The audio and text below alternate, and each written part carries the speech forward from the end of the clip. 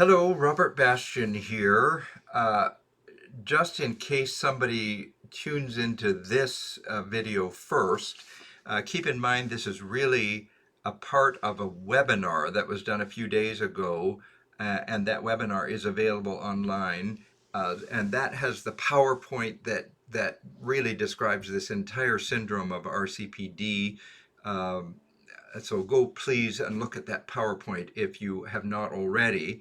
And then because I was unable to get to all the questions during the webinar, it's an hour long, so quite long, I did a Q&A part one, and both of those are now up and online, but it got a little long, the part one, and so here we go with part two. I did 20 questions on part one, and I'm going to do another, I think it's something like 22 or 23 questions on part two. So without further ado, here we go. Um, Mandy, no, I did Mandy. Genevieve says, what are the benefits of 100 versus 50? She says cc, but I think she means units. Botox comes in units, not milligrams. So the first 100 or 150, I did 50 units. I thought of that as quite a large dose, and it is for the small muscle, and it worked extremely well time after time after time. But I currently use 75 because my thought is if we're really working hard to make this once and done, and if people are coming from a long distance, which they often are, I'd rather have a few people a little over treated and dealing with the excessive burping and the sort of slow swallowing to try to maximize the number who get once and done. Botox, you see, has a different dose response in different people. We know that from other sites. I do a lot of Botox in the larynx for a neurological condition, and the dose requirement can vary widely, and it doesn't correlate with age or sex or size or muscularity. So 50, I think, would be plenty in the great majority of people, but I do 75, trying to maximize the once and done. If a person recurs, I usually do 100, and I think I've done 125 in one or two people. Um, so 50's plenty and lots, but I do 75 for injection number one. Sarah Vannon asks, Sarah Vannon had the procedure and wants to understand more what to expect. So I guess you know what to expect because you had this done a couple of weeks ago, but here's the basic description. The procedure here goes like this. We meet at the day surgery center where you spend 2 to 2.5 hours. So that's you sign in, you change your clothes, you get your IV, you meet with the nurses, you talk with the anesthesiologist, and you talk with me, Dr. Richardson or Dr. Hosley. And at that point, we walk back to the operating room. And the way I describe it is that you go down the runway, take off, fly a few minutes, land, taxi back to the terminal, all in approximately 30 minutes. And about 30 minutes after going to recovery room, your family or friend or companion is taking you away to go downtown sightseeing or back to the airport or whatever it is your plan is for that day. Um, and there's a sore throat where the injection occurs. People usually are aware of it there and they say, yeah, it's a little sore there. Just like if you had a shot in your arm under anesthesia, you'd wake up and say, yeah, that's a little sore there. So it's usually nothing major. If the view was hard to achieve because of anatomy, a small jaw, short neck, mouth that won't open, large teeth, that kind of thing, then the person can be more sore where the scope presses, which is usually under the angle of the jaw, sort of right there. They'll say it's kind of sore there. But it's all in a good cause. And again, most people are happy to go sightseeing or whatever they need to do. We rarely give any medicine for pain, maybe 1 out of 50 people. So people take Tylenol or Motrin. We're happy to give strong pain medicine if needed, but most people don't seem to need it. Here is a question from Gino.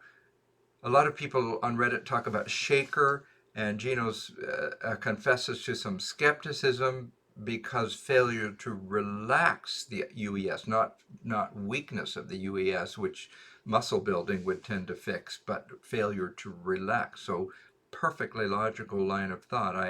I'm right with you there. And I don't know quite why it is that some people have some benefit with shaker exercises. I don't know whether it has something to do with just mindfulness. Sometimes people get better when they become mindful about something, so it could be it has something to do with that. Shaker would more strengthen a neck orthopedic compartment, not so much um, visceral compartment. Is voice, swallowing, breathing. Orthopedic is turning the neck, holding the neck up, all the movements of the neck. And the nerve supply, for the most part, is different for the orthopedic versus the visceral compartment. And the muscles are different. So it's a perfectly good question. My comment, though, is please do shaker exercises if you're so inclined, because we're looking for anything that might help, and there are a few people who find them helpful. So there's no harm done. So give it a try. And more generally, any research into non-botox treatments. And Gino says, I was able to start burping after a month of concentrated effort and lots of staring at diagrams. And thank you for your other comment here. And Gino says, I think the Mendelssohn maneuver may have helped me specifically. And that's what I would think, too. I would think that, if anything, it would be the Mendelssohn maneuver. And you can look that up online, as just spelled like Mendelssohn, the composer, classical composer. Mendelssohn maneuver, or lowering the larynx and changing head positions. Those would be more what I would go for. And there are people who have said things like that they worked for a year. One fellow said, I spent an hour every day when I got home from work, one solid hour every day for a year, and I've developed a little bit of ability to burp. I can do micro burps. So that seems like a lot of effort for not a big return. But when people contact me, and it's been about 2 or 3 people who have contacted me and said, hey, I think I figured out, I always say, I can't validate, but I can cheer you on, and I recommend that you codify it. Try to be as specific as you can about exactly what you do to burp, and please put it on YouTube.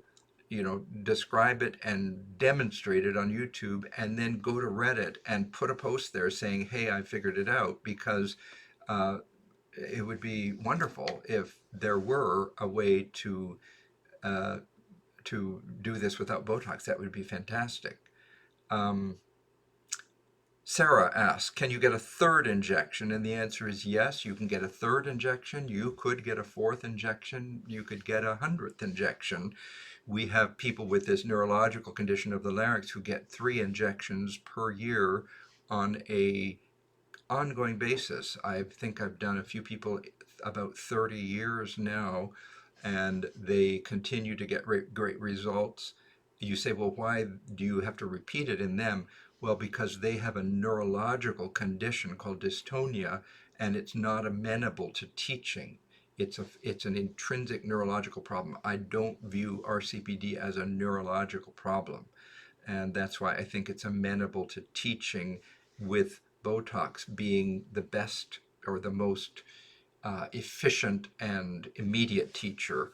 It's kind of like training wheels for burping, is the way I look at Botox.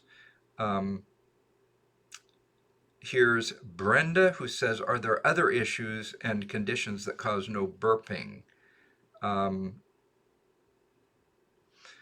Well, you would think in our group, I think we are up to 1,028 or 29 people as of yesterday.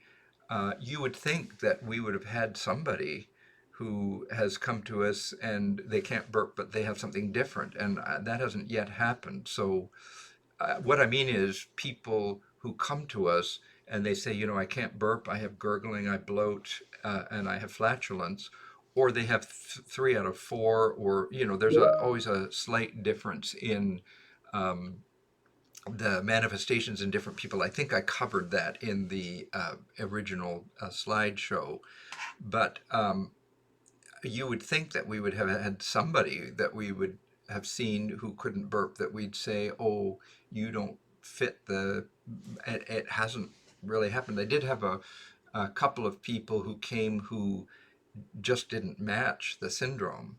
Uh, One fellow who actually had achalasia, and I don't think he read, or I don't think he paid attention to R-CPD, because it was very easy, and he came from Michigan, and it was very easy just by talking to him to say to him, I don't think you have R-CPD. He came thinking I might do Botox, and I said, I just don't think you. So I demurred and sent him to a GI doc. What percentage of those suffering from R-CPD also have a hiatal hernia? Well, hiatal hernia is a hernia in the diaphragm where a little bit of the stomach comes up into the chest. It's seen in people without R-CPD, but you would imagine if you take 100 people off the street, you would find some hiatal hernias. If you take 100 people with R-CPD, I would think you'd see a little higher number of hiatal hernias. And certainly we've had a number of people who that has been diagnosed because they've done the whole barium swallow scope, they've done manometry, they've done everything under the sun.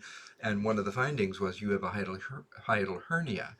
And so doesn't that make perfect logical sense? Why? Because if you are filling your abdomen with a lot of extra air in your stomach, in your colon, in your esophagus, doesn't it make, especially in the abdominal part, doesn't it make sense that all of that back pressure would push up against the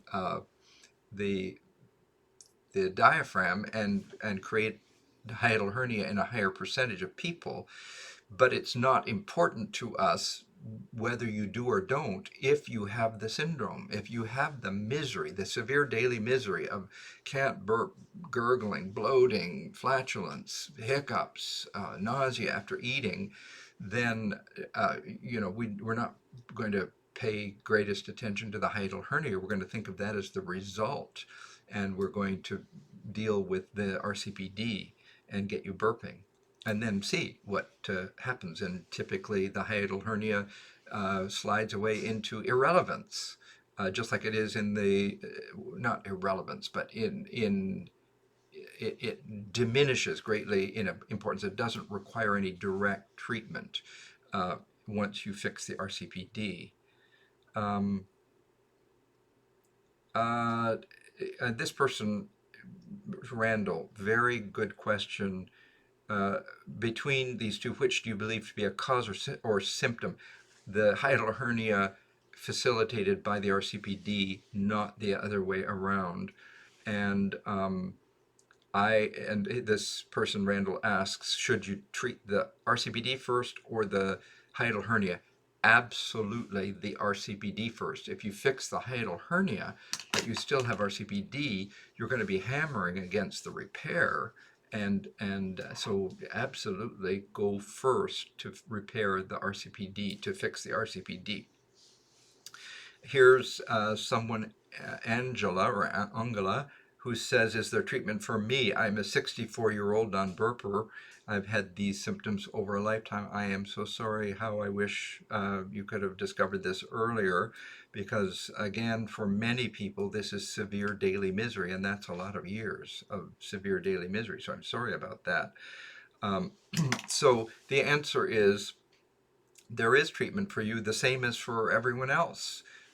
For the 7-year-old, I did earlier this week, all the way up to the 72 or 75-year-old, I did from a Western state. It doesn't matter your age. If you've got the symptoms and you can't burp, you are absolutely a candidate for this treatment.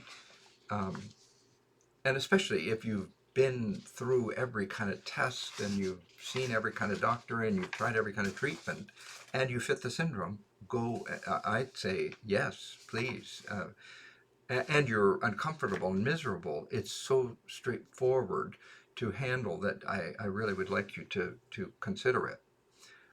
Sarah says, I'm 99% sure I suffer from this condition and wanted to ask if there's any medicine to lessen. Well, the main medicine that comes up is simethicone. So it's medicine like Gas X. And so some people find a little bit of benefit from that and some none. Um, some do acid reflux treatment because, of course, acid reflux, just like a hiatal hernia, is logical results of this R-CPD. So is acid reflux. It'd be totally logical that there would be a higher incidence of acid reflux in R-CPDers than in the general population. And so you can try Prilosec OTC, you can try simethicone, and I would say more than that, maybe dietary changes. Not infrequently, people will say if I stay away from gassy foods, it's at least a little better. And a little aside, GI gas can come from two sources: from swallowed air. Every time a human being swallows, there's a tiny bit at least of air. It's a normal thing that we swallow a tiny bit of air each time we swallow. And RCPDers pump excessive air, I think, because as much as anything, they're so uncomfortable with that feeling of needing to burp that they hypersalivate and they swallow, and kind of like when you're nauseated, you know how you sort of are drooling and you're swallowing, and it's just that horrible syndrome. So they sort of pump themselves full of air reflexively. Um, I mean, they're not doing it on purpose, it just happens. But the other source of GI air is fermentation inside the gut. So sugars, cruciferous vegetables, cabbage, broccoli, Brussels sprouts, collards, kale, those are the big ones. Those are a little bit gas forming. Legumes, beans. So you'd want to avoid those so that you at least get rid of the fermentation air. And some people have said it helps a little bit.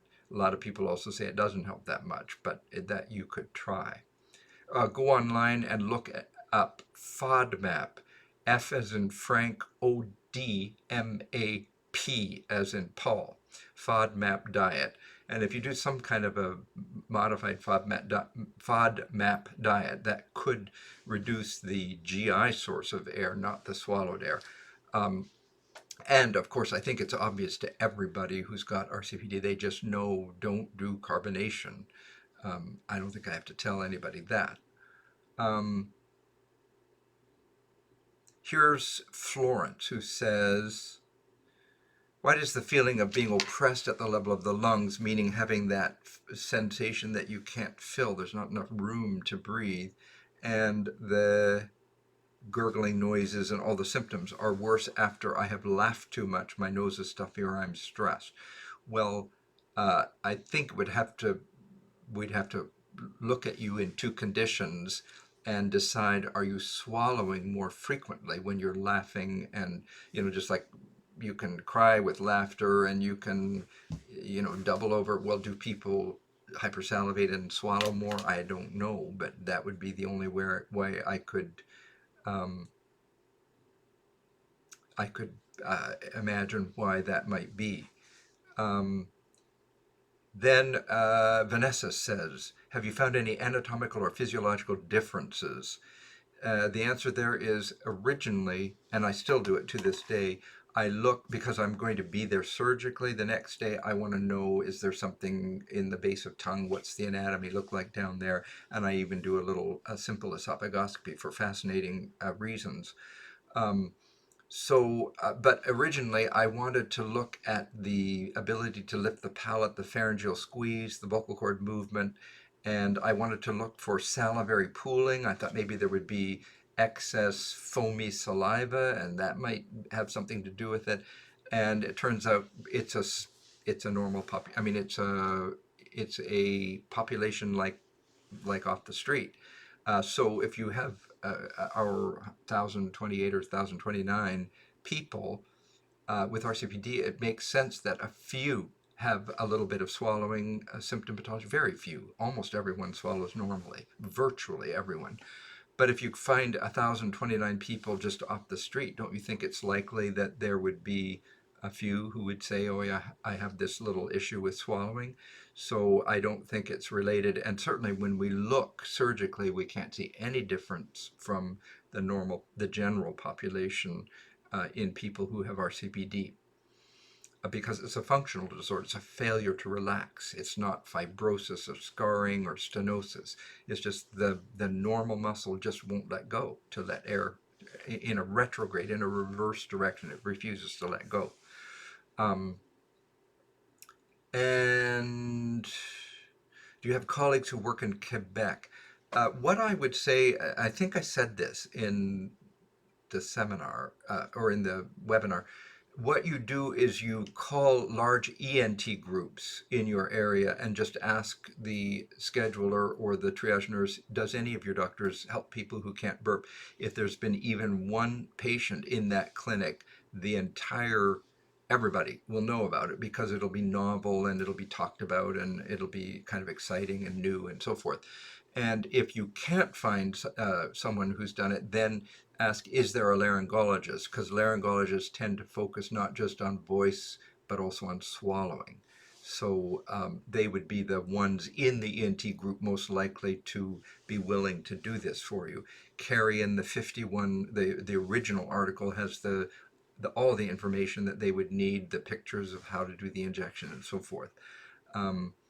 So that's what I would do, call around. And you might have to travel to, if you live in Quebec City, you might have to travel to Montreal or even to Toronto. Just use the phone a lot, and so that you don't waste your time. And see if you can figure out what they're going to require of you if they have done it. And because it can be frustrating to find a source of treatment, but be told, I have to do these 4 tests, and that's going to stretch out over 9 months. That can be frustrating. So you kind of want to try to find that all out in advance. Here's a question from Nola. Is it possible to be diagnosed with conditions that prove to be untrue once cured?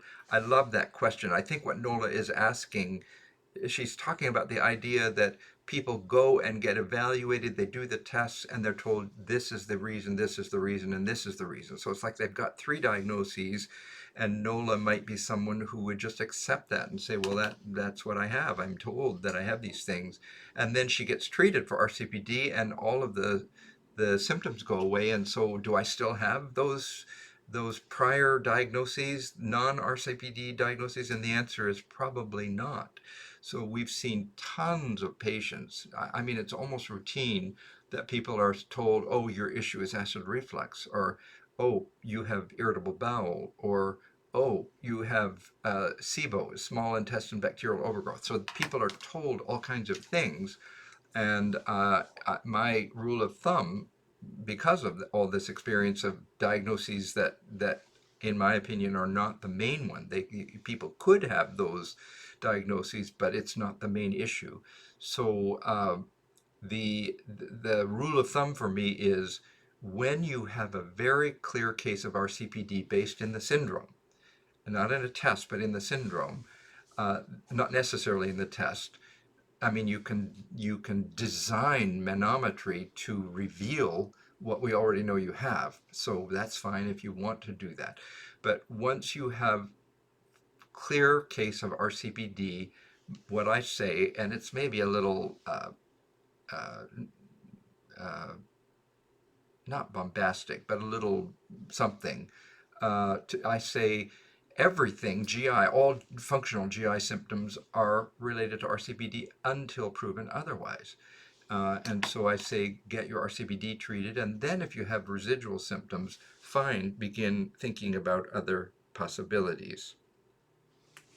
All right, so we're making progress here. I don't want to wear you all out. Here's Kyra, who says, I've never been able to burp, but why after 42 years did it suddenly become constant gurgling, indigestion, and misery? The answer is I don't know, but I certainly have heard that kind of story. A person who says, uh, initially they say, well, my problem started when I went to college and started drinking beer and drinking too much sometimes and doing some throwing up with the hangover and so forth. And then it just became miserable. And then I say, well, could you burp before? No, I never could burp. I knew that I couldn't, but it wasn't a problem, up until this. Or I had a terrible case of food poisoning. And it seems like that triggered the misery. I was uncomfortable at times, and I knew I couldn't burp, and I wished I could sometimes, but it wasn't that severe daily misery until I had that food poisoning. So this happens, and so I can speculate forever about why that might be, but I don't have I don't know how we would ever prove what the reason is, but it's certainly not, your description is not unique. Um, Oh, and that reminds me to kind of give you another way of looking at that. I have a patient who is one of 8 children, and he said to me, four of us siblings can burp and four of us can't. But he said, I think I'm the only one who will ever be treated. And I said, well, why is that? And he said, well, because the other three just aren't, it's not miserable enough for them that they would likely, they manage it and they avoid carbonation and they do have some unpleasantness after a big Thanksgiving dinner or whatever, but I don't think it's a daily issue for them like it is for me. Um, Here's JL who says, does the condition ever go away on its own? And the answer is yes. Uh, Pretty rarely, in my experience, in the group that I see. There may be people out there who have R-CPD for a time and it does go away, and so of course I never see them. But in the group that sees me, I have heard a few stories like this. The uh, patient is, say, a 23-year-old young woman. Her mother is sitting with her in the consultation room and says, I had this problem until I was 40. And when I turned about 40, for some reason, it just went away. I started being able to burp. I've heard that a few times. Not very many times, but a few. So it can go away, and I'd love to know why and how and what we could do to make that happen for everybody, but I don't know. The people who have told me that, they have no idea why it went away, so of course I have no way of knowing. Here's Amanda who says, have you noticed R-CPD getting worse in pregnancy? I have had some stories of exaggerated misery in pregnancy. I've also had a few say during pregnancy they could burp.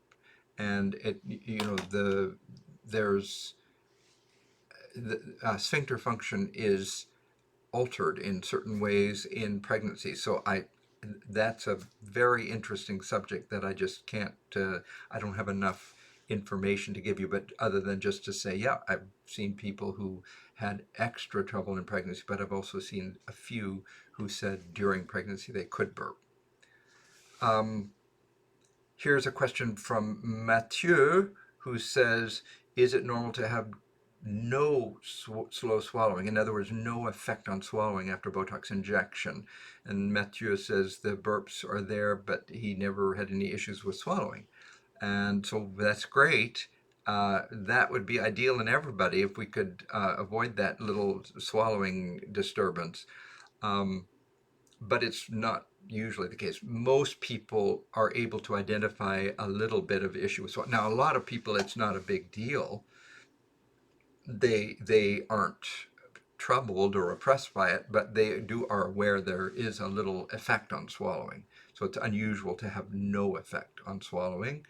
Um, and then Mathieu says he's doing a lot of burping, but they're not really debloating him. And so the question there would be in versus out. In other words, is Mathieu still swallowing quite a bit of air and burping only a small part of it back? There would be the possibility of doing micro burps that are not fully relieving. Um, and then Mathieu also wants to know what are the plans for R-CPD to be acknowledged and treated worldwide. Well, You guys go for it. I mean, keep doing Reddit and YouTube and Facebook and all of that. So I think that's very helpful. Um, I'm all for that kind of thing. The internet has its issues, and so it's not like I mean, I'm aware of the limitations, but I think that's a good thing for you to keep pressing that thing. As for me and people like me, uh, keep in mind that it is difficult to get observational studies into the literature. Science is testing of hypotheses via observation and measurement. That's kind of a loose definition of the scientific method. But I would say journals are not very open to observation. They want measurement. That gets respect. Observation doesn't get a lot of respect. So our very first article, I don't remember exactly, but I think we tried 3 journals before the 4th journal finally accepted that. And even the 4th one, I remember they tried to um, to bar the door, and I sort of tucked my way into the door to get that first one published. And now we've had 3 additional articles. Dr. Karagama, England, he was the first person I explained this in detail to, and he's written a very nice article, I think on 100 people. Dr. Snelleman, another colleague in Amsterdam, has published manometry with a colleague. Um, and almost the most important is Dr. Karelis, Northwestern, 20 miles east of me. He's a GI doctor, and he has written a nice sort of summary. He is kind of the kahuna of esophageal disorders. Um, I mean, he's very respected and very well known worldwide. And he has written a review article in which he acknowledged this disorder. Now, he has lots of questions about it, and that's good and everything. I think that's what's going to break the dam in the GI world. It's been really hard to get GI attention to this disorder, but I think Dr. Karelis is our secret to getting it because most people with R-CPD, they'll see their primary care, but then they tend to go to GI because just think of it, it's all of those symptoms are mostly GI. Um, so the GI doctors are the ones who really need to know about this to make the diagnosis. Um, Here is a question from Kapil, but it has to do with voice and breathing, and so I'm going to leave that one alone. What is the success rate? I think it's in the webinar. It's probably in part 1 Q&A, but it's about 100%, practically universal. I hate to say it's 100% because I may have forgotten somebody, but it's when people fit the syndrome, and I don't do people who don't fit the syndrome. Had a couple who didn't. But when they fit the syndrome, I do them, and it works virtually everybody, at least in the first, while the Botox is working, and then about 80% of people after the Botox is gone continue to burp. So there is about a 20% recurrence rate. And I'm looking now at people at least 3 years out. I'm trying to pull together a study to look at what is the truly long-term um, success rate. So it may not be quite 80%, but I think it'll be quite high. Once and done is by far the expectation. And then Kimberly asked kind of the same question. Then we get to Alexandra, who says, I can't get the Botox treatment now, but I'm planning to in the future. Is there anything you would recommend for relief? Foods to avoid, yes, and I mentioned it earlier. Go online, look up FODMAP, F Frank, ODMAP as in Paul, FODMAP diet. Sugars, cruciferous vegetables, and legumes are the big 3 that come to mind. There might be others. So that the GI fermentation source of gas is minimized. Remember, R-CPD, I think the primary issue is the swallowed air, not the fermented air. But few people have said they can get a little bit of relief by avoiding, and of course, carbonation. Don't do carbonation. Almost done. Wearing you out.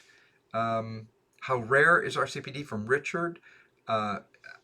It's hard to get a population incidence. But in the people with R-CPD that we've seen, there are some family members. Certainly lots of people are the only one they know. They don't know any family or friends, but there are people who say, my mother can't burp and my grandfather can't burp, or my cousin can't burp. So there are not rare instances of that. And again, I think if you somehow could figure out the population incidence, you would find a fair number of people who have R-CPD, but they don't have the severe daily misery. And I mentioned that earlier. Sarah asks, what exactly was the issue with the guy who took laxative? And Mathieu kind of answers, the laxative created a lot of gas. I think it was magnesium citrate, which is carbonated. So this very intelligent young man, I think one evening he was just feeling kind of rebellious and resentful of this misery that he was feeling, and he said, and he has constipation, which is a part of R-CPD in some people. I think he just, in a moment of disgust, he just said, I'll just blow myself through. But he chose a laxative that's carbonated. And then, of course, he became extremely uncomfortable. And I imagine he was hypersalivating and swallowing, and it just blew himself up. Never need happen to anybody. When I put something like that online, I always think, well, somebody's going to worry this is going to happen to them. It won't happen to you if you stay away from carbonation, including in laxative form.